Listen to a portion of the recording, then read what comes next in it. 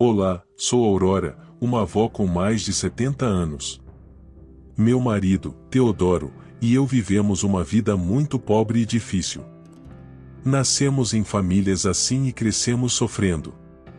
Nos conhecemos em uma fábrica quando éramos jovens e imaturos.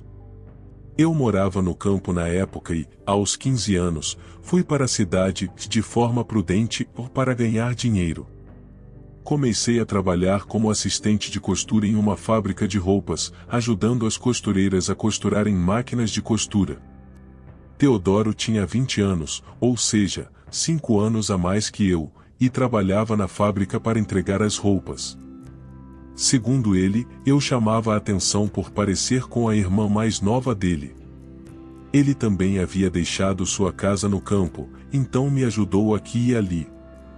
Talvez por isso eu também passasse a depender muito dele. Esse sentimento se desenvolveu em amor, e nos casamos 5 anos depois, em uma cerimônia humilde que consistia apenas em ter uma tigela de água purificada em uma mesa, com um juramento para iniciar nossa vida de casados. Éramos tão pobres que começamos nossa vida de recém-casados em um único quarto alugado no subsolo. Porém, quando Teodoro e eu estávamos juntos, aquele lugar parecia o paraíso, pois sentíamos muita empatia um pelo outro. Vivíamos felizes e sem sequer ter qualquer discussão. Então, dentro de um ano de convivência como casal, engravidei de nossa primeira filha, Bárbara. Por insistência de Teodoro, parei de trabalhar na fábrica. Eu me sentia grata a ele, mas meu coração doía por vê-lo trabalhar na fábrica desde o amanhecer até tarde da noite todos os dias. Eu dei à luz Bárbara, e o tempo passou voando enquanto eu me dedicava a cuidar dela. 6 anos depois, finalmente conseguimos sair do quarto no subsolo e alugamos 2 cômodos que recebiam luz solar abundante durante o dia. Por volta desse período, dei à luz nossa segunda filha, Clarice, que era linda como uma boneca. Ainda não conseguíamos sair da pobreza, mas não havia nada no mundo de que eu sentisse inveja quando nós 4 estávamos juntos. Contudo, com o passar do tempo, Clarice, minha segunda filha, começou a pensar de forma diferente de mim. Ela sempre invejava as amigas ricas. Quando se tornou adolescente, passou a reclamar por que tenho que viver em uma família tão pobre. As outras meninas vivem em quartos bem decorados, usam roupas bonitas e compram o que querem para comer. As casas delas são limpas e têm móveis bonitos, mas a nossa é tão desarrumada. Sempre que Clarice reclamava sobre nossa situação, eu me sentia muito mal, doía meu coração pensar em como ela deveria se sentir para reclamar dessa forma. Porém, Bárbara, minha filha mais velha, sempre repreendia a irmã Clarice: pare com isso. Você ainda é uma criança pequena. Como se atreve a reclamar das circunstâncias da família? Ei, por que você gosta de viver assim? Eu odeio, é tão patético e desarrumado. Quero sair desta casa agora mesmo. Se você sair, tem para onde ir. Mamãe e papai ainda estão trabalhando duro para nos alimentar e nos dar um teto. Mesmo assim, você nem agradece por eles estarem cuidando de nós. Você está sendo muito rude. Que seja, não ligo. Não consigo continuar vivendo assim. Vou me casar com uma família rica, usar roupas bonitas, gastar dinheiro em coisas caras e viver como a esposa de um homem rico. Certo. Quando você vai crescer? Eu não sei. É a sua vida, então viva por conta própria, está bem? Não diga que está com inveja de mim depois. Bárbara, se você gosta de viver assim, continue vivendo. Espere e verá, vou me casar com uma família rica. Eu pensava que Clarice fosse apenas imatura por estar em uma fase sensível. Não a levava tão a sério. Mas, certo dia, acordei de madrugada, antes do amanhecer, e senti algo especialmente estranho. Naturalmente, pensei que minhas 2 filhas estivessem dormindo no quarto. Porém, Clarice havia arrumado suas coisas e fugido. Ela saiu sorrateiramente enquanto Bárbara dormia. Foi Bárbara quem me disse que estava dormindo ao meu lado. Mãe, não se preocupe muito. Vou procurar Clarice e encontrá-la. Aquela garota tola. Vou procurar por toda a cidade. Não, Bárbara, eu vou dar uma volta pela cidade para procurá-la. Você tem que ir trabalhar, e sua irmã ainda é imatura, mas não se culpe demais. Felizmente, você não era assim. No entanto, as crianças de hoje são diferentes do seu tempo, minha filha. Meu coração ficou partido ao ver Clarice sair de casa. Por fora, eu fingia calma, mas, quando um dia passou, depois uma semana e mais 2, sem encontrá-la, não consegui mais me perdoar por ter sido tão complacente. Ninguém, muito menos os amigos dela, dissera que a tinha visto em lugar algum. Relatei seu desaparecimento à polícia, saiu em jornais e folhetos foram distribuídos, para que todos soubessem que estávamos procurando por nossa filha. Fiquei pensando, e se eu tivesse ido procurar Clarice imediatamente, isso não teria acontecido? Esses arrependimentos inúteis ficaram no meu coração por mais de 30 anos. Mesmo assim, nunca desisti da esperança de que um dia eu encontraria, não importava quantas tentativas eu fizesse. Mas não havia pistas de nossa Clarice. Vivi doente por causa desse choque, desmaiei várias vezes e precisei ser internada no hospital. Eventualmente, Teodoro disse, querida, vamos parar de procurar Clarice agora. Fizemos muito, mas não a encontramos. É porque ela não quer ser encontrada. Se ela não quer, o que podemos fazer? Nesta altura, Clarice já é adulta. Ela saiu por conta própria, então, se quiser, vai voltar sozinha. Vamos acreditar nisso e parar de procurar. Não. Como você pode dizer isso? Nem sabemos se nossa filha está viva ou morta. Veja bem, se ela tivesse morrido, já teríamos sido contatados. Clarice está viva, mas não tem vontade de voltar. Pelo contrário, se ela souber que ainda estamos procurando, vai se esconder ainda mais. Então me escute, cuide de si mesma agora. Você ficou tanto tempo procurando Clarice que negligenciou a Bárbara. Ela também é nossa filha. E se ela nos deixar também? Quando ouvi isso do meu marido, fiquei em choque. Por causa da diferença de 6 anos, sempre pensei que Bárbara já fosse madura o suficiente. Depois que Clarice saiu, não achei que precisasse me preocupar com Bárbara, mas, ao me colocar no lugar dela, percebi que não deveria ter agido assim. Como mãe, não deveria ter negligenciado minha filha mais velha. A partir desse dia, mesmo que eu procurasse secretamente minha segunda filha por conta própria, não demonstrava isso para minha família. Sentia-me muito culpada, pois percebia que Bárbara queria manter certa distância de mim. Um dia, Bárbara me disse que havia alguém com quem queria se casar. Imediatamente pedi que o trouxesse para conhecê-lo. Eu não sabia muito sobre ele, mas ele parecia sincero. Como trabalhava em um emprego de escritório em uma empresa com negócios no exterior, imaginei que, como marido assalariado, minha filha não precisaria se preocupar com dinheiro. Assim, dei minha permissão para que se casassem. Exatos 2 meses depois, Bárbara se casou. Minha primeira filha saindo de casa, e minha filha caçula já tinha ido embora. Por um motivo ou outro, a casa ficou muito vazia e passei a me sentir inquieta. Vivi assim por quase 1 ano. Justamente quando eu estava começando a me acostumar com a situação, a campainha tocou no meio da noite. Teodoro devia estar muito cansado e dormia profundamente. Caminhei cautelosamente até a porta da frente. Quem é? Pensei que talvez alguém tivesse se enganado e tocado a campainha errada. Mas, quando abri a porta, vi uma caixa ali. Fiquei em choque ao ver um bebê recém-nascido dentro de uma grande caixa, com cerca de 3 meses de vida, enrolado em cobertores grossos.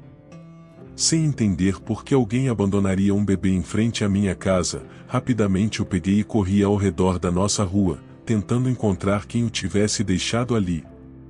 Corri por uns 30 minutos, mas minhas pernas já não aguentavam. Enquanto isso, o bebê adormeceu, sem entender nada. Não importava o quanto eu procurasse, não havia rastros de quem o deixará. Essa pessoa devia ter ido embora. Então, sem escolha, levei a criança para dentro de casa. Naquele dia, nossa casa virou um caos. Bárbara e o marido dela, Henrique, vieram pela manhã, após ouvir minha história, e brigaram comigo. Disseram que eu devia relatar o abandono do bebê à polícia. Teodoro também disse que deveríamos levá-lo a um orfanato, já que não sabíamos quem era aquela criança. Porém, estranhamente, eu não queria fazer isso. Não havia se passado nem um dia inteiro, mas o bebê, ao me ver, sorria e balbuciava. Com seus dedinhos minúsculos, segurava meus dedos envelhecidos e calejados, como se quisesse firmar um acordo comigo, implorando para não ser mandado embora. Eu sabia que minha família se oporia, mas continuei adiando qualquer decisão. Querida, a mãe do bebê pode voltar para buscá-lo. Não posso simplesmente mandar embora uma criatura tão pequena. E está começando a esfriar. Eu entendo como você se sente, mas como podemos ficar com um bebê de outra pessoa? Como saber se a mãe dele voltará? Certo, mãe, se você ficar com o bebê e se apegar, será apenas mais difícil para você.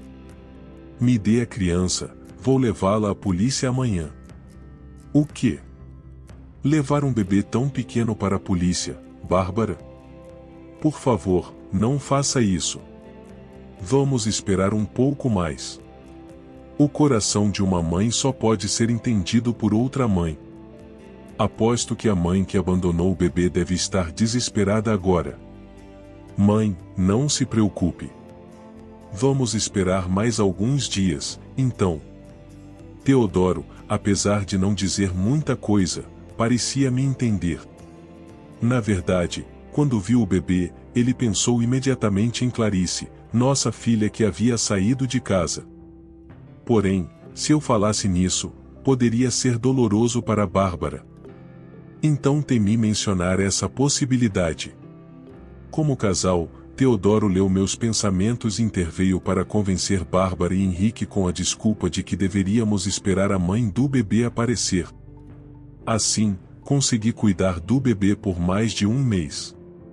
Eu já tinha esquecido como cuidar de um recém-nascido, mas minhas mãos ainda lembravam. Trocava fraldas, dava de mamar e ninava o bebê. Descobrimos que era uma menina. As memórias de quando criei minhas 2 filhas voltaram com força. Esqueci completamente a depressão, pois me dediquei a ser mãe de novo. A menininha deitava em meu colo de avó e me enchia de alegria. O tempo passou e, mesmo após 3 meses, ninguém apareceu para buscar a criança. Naturalmente, passei a sentir pena dela, abandonada. Comentei com Teodoro sobre minha vontade de adotá-la e criá-la.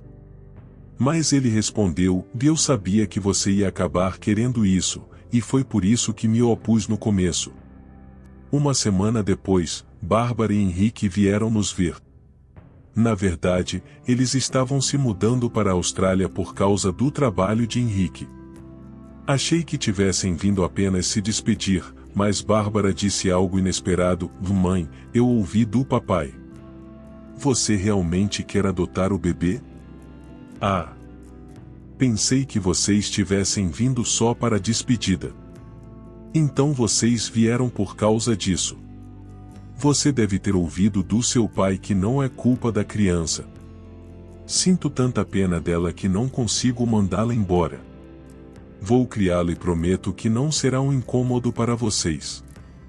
Na verdade, não sei mais viver sem esse bebê. Depois que Clarice saiu de casa, e agora você está indo para a Austrália, me sentia cada vez mais sozinha. Mas hoje estou rindo de novo por causa dessa menininha. Tudo bem, mãe, entendo o que sente. Nós colocaremos nossos nomes na certidão de nascimento dela. Não seria mais natural? E não pense que vocês vão cuidar dela sozinhos. Se acharem difícil, me liguem. Eu serei a mãe dela enquanto estiver por perto. Vocês fariam isso de verdade? E você, Henrique? Tudo bem para mim. Fico feliz em ter uma filha tão bonita quanto ela. Mas é uma pena estarmos indo para a Austrália. Na verdade, eu não me importaria de levá-la conosco. Não, eu quero criá-la aqui, por isso estamos assim. Mas, desde o começo, eu queria criá-la. É que pedir para colocar seu nome na certidão de nascimento é demais.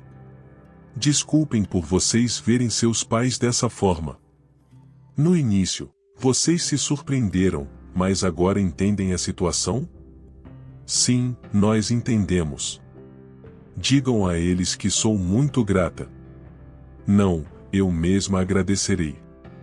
Muito obrigada. Graças a minha filha e ao meu genro, me tornei avó daquela menininha oficialmente. Nós a chamamos de Marisa. Ela tinha muito em comum com minhas duas filhas, e enquanto eu a criava, sempre me perguntava como seria minha vida sem ela. Trouxe tanta alegria. Além disso, ela era tão inteligente que sempre ficou em primeiro lugar na escola, sem aulas particulares. Era popular, foi eleita presidente do conselho estudantil todos os anos. Vovó, olhe. Tirei a nota mais alta de novo em toda a escola. Não é ótimo? Minha pequena, estou tão orgulhosa de você. Como pode ser tão esperta? Quer comer alguma coisa especial? Vou fazer o que quiser. Que tal pedirmos para o vovô nos levar para comer fora? Não, eu só quero comer a sopa de frango que você faz. O vovô não parece muito bem, anda tossindo e só dorme quando chega em casa. Estou preocupada. Eu sei, mas é porque o vovô anda bebendo. Queria que ele me ouvisse como você faz. Vou sair para comprar os ingredientes para fazer a sopa. Fique em casa e descanse. Não, vou com você. Eu carrego as compras. Vai ser muito pesado para você. Não é tão pesado. Sou forte como um cavalo. Fique em casa, o vovô disse que voltaria logo. E eu não vou demorar. Então fique de olho, ok? Fiquei contente ao ouvir que nossa neta tirara a maior nota da escola. Acabei comprando um carrinho cheio de mantimentos. Nós três jantamos juntos e de repente, olhei para o calendário e percebi que tinha esquecido o aniversário de Clarice, minha segunda filha. Normalmente, eu anotava todos os aniversários no calendário e nunca esquecia os aniversários das minhas filhas. Mas, pela primeira vez, esqueci o aniversário dela. Mesmo que ela não estivesse em casa, eu costumava fazer um bolo e preparar sua comida favorita, sopa de frango, nesse dia. Enquanto cozinhava, lembrei de Clarice e me senti culpada por ter esquecido. Fiquei com o coração pesado. Nesse momento, ouvi Teodoro tossir muito alto. Marisa correu para a cozinha, assustada, vovó. O vovô tossiu sangue. Vou ligar para a emergência. Vá vê-lo, por favor. Fiquei perplexa com os gritos de Marisa. Quando corri para ver Teodoro, ele tinha desmaiado, tossindo sangue. Eu estava tão assustada, tremia muito, mas entrei na ambulância com ele, inconsciente. Marisa segurava minhas mãos com força e dizia que tudo ficaria bem. Mesmo com a idade que tenho, me apoiei nas palavras dela para superar aquele momento assustador. Só então percebi que ela estava descalça. Entrou na ambulância assim mesmo. Eu também estava descalça. Tudo bem, vovó, calce estes sapatos rápido. Eu vou ficar bem. Obriguei Marisa a calçar meus sapatos. Chegando ao hospital, Teodoro passou por alguns exames. O resultado mostrou que ele tinha cirrose hepática em estágio avançado.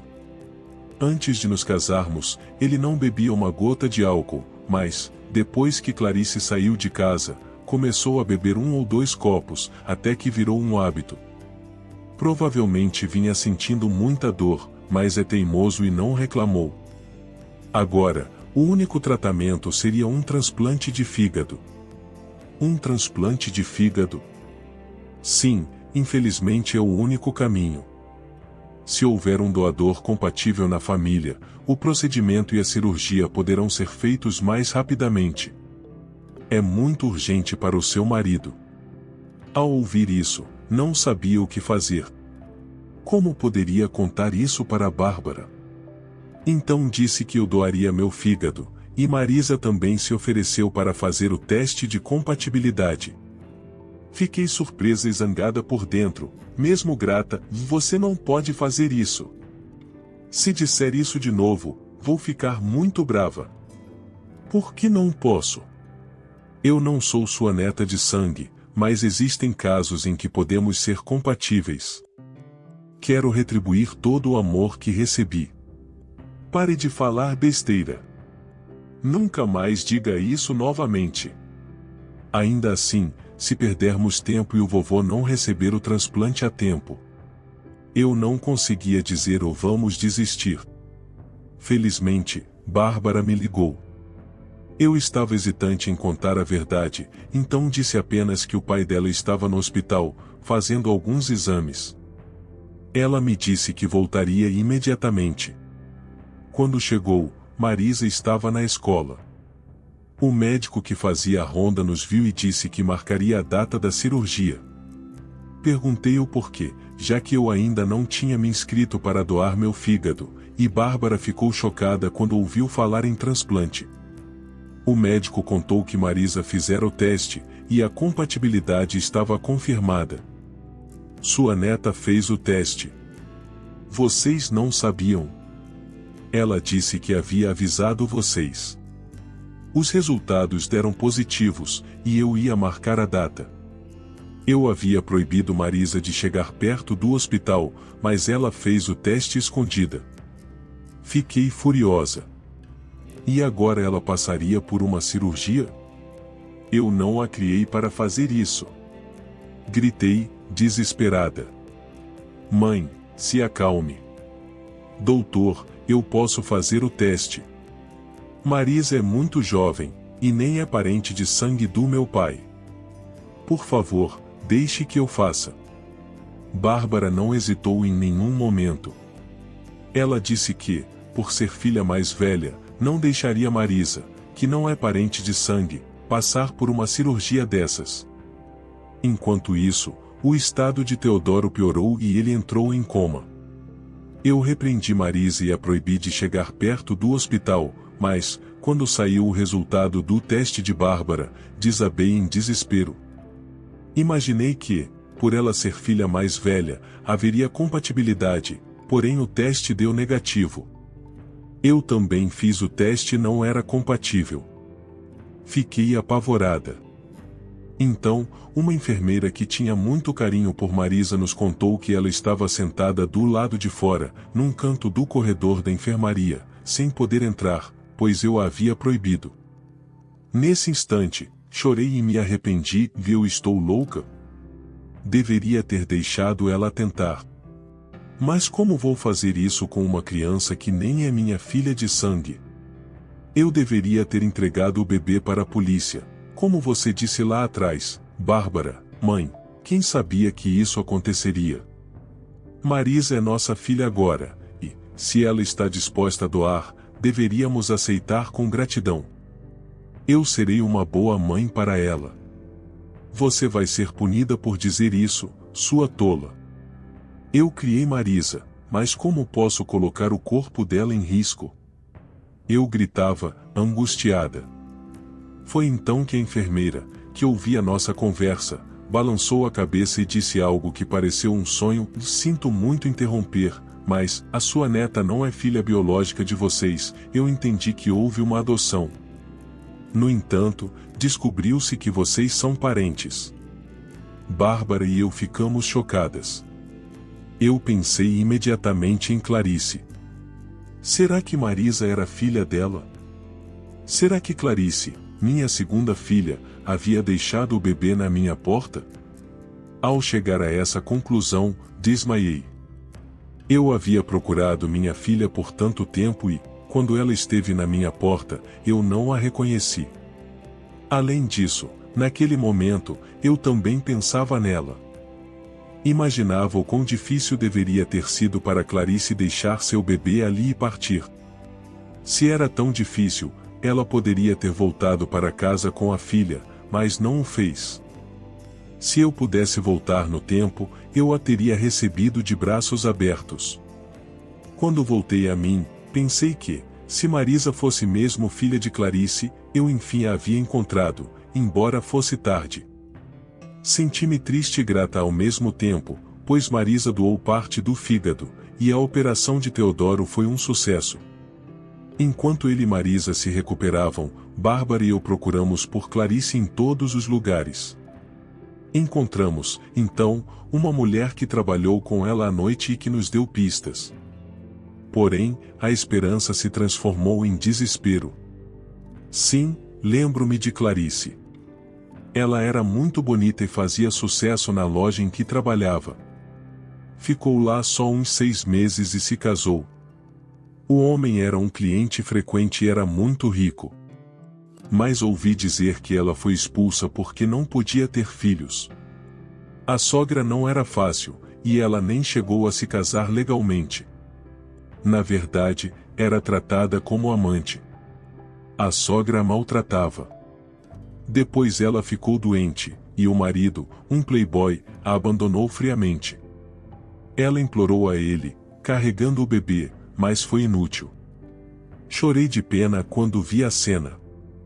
Mas por que estão procurando por ela? Descobri que minha filha preciosa foi tratada como amante por um homem rico, abandonada por estar doente. Isso partiu meu coração.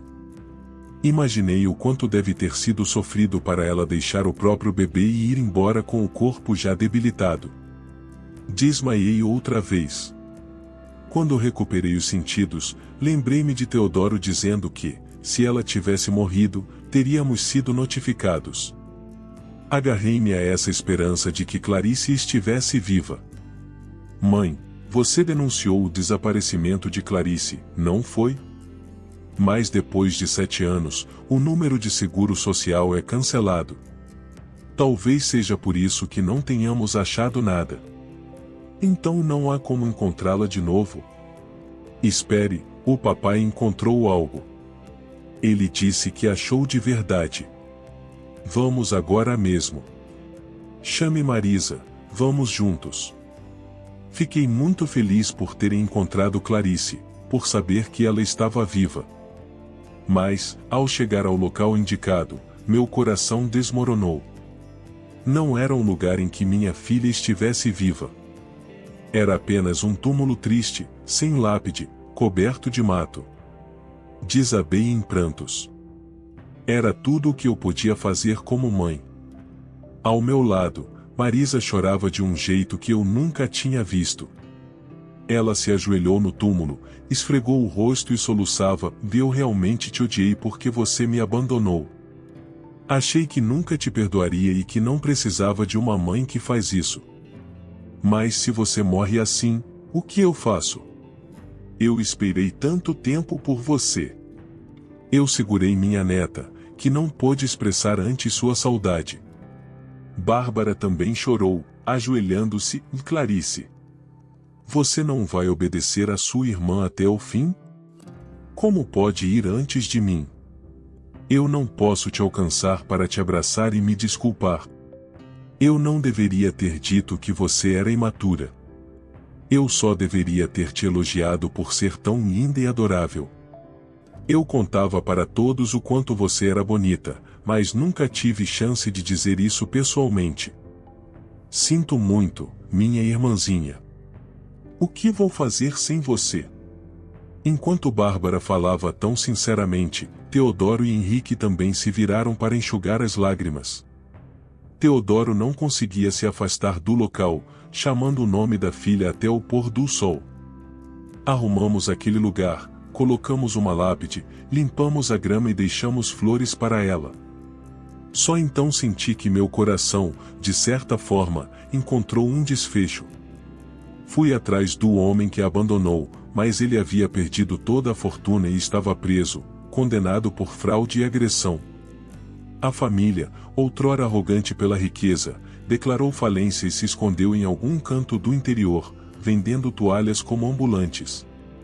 Pensei em procurá-los para me vingar, mas Marisa me disse: vovó, entendo seu sentimento, mas também não consigo perdoá-los. Não quero vê-los. Porém, eu tenho força suficiente, vou seguir em frente. Um dia, farei justiça pela morte da minha mãe. Não preciso procurá-los agora. Vou retribuir 10.000 vezes para vingar minha mãe se for necessário. Marisa, não quero que viva com esse tipo de pensamento. O que a sociedade já fez contra eles é punição suficiente. Vamos viver bem. Essa é a verdadeira vingança. Vovó, acho que minha mãe me mandou para vocês para que eu não soubesse nada sobre esse pessoal. Talvez ela tivesse esperança de me ver crescer feliz sem saber dessas coisas. Querida, acho que você deve ter reconhecido nossa neta naquele dia, não é, Teodoro? Sim, eu não quis mandá-la embora porque meu coração me dizia que era nossa descendente. Marisa, por você e pela sua mãe, seja feliz. Assim, quando eu a reencontrar, poderei dizer com orgulho que fizemos tudo certo. Eu queria que Marisa tivesse esperança no coração, sem se encher de pensamentos de vingança. Como se entendesse nosso desejo, ela estudou ainda mais. Sempre foi a melhor aluna da escola.